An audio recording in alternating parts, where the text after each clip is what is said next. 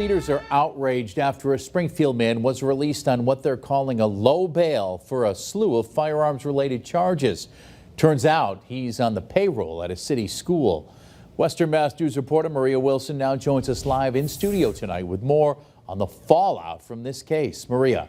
Chris, all of this comes just months after a shooting incident at the same school where the suspect was a security guard, reigniting concerns over school safety.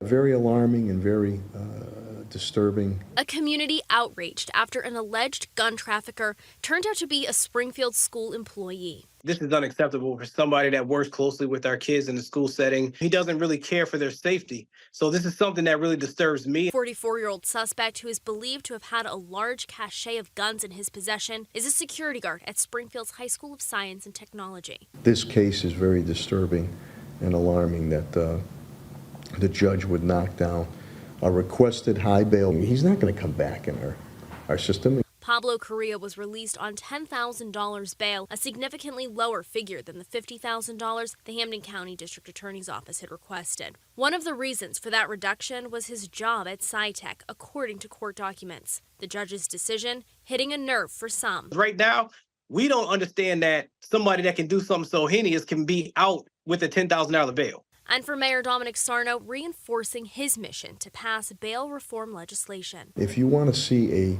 a drop in the gun violence that occurs in urban America or in Springfield here, keep these type of individuals locked up.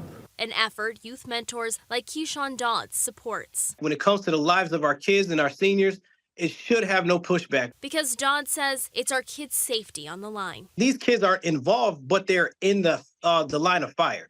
They're collateral damage. That's not a good feeling for any kid to go to school.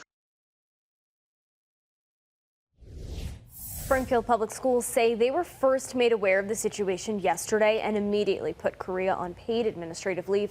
He now faces more than a dozen gun-related charges, including owning a gun without a license. He is expected to be back in court next month. For now, reporting live in studio, I'm Maria Wilson, Western Mass News. All right, Maria.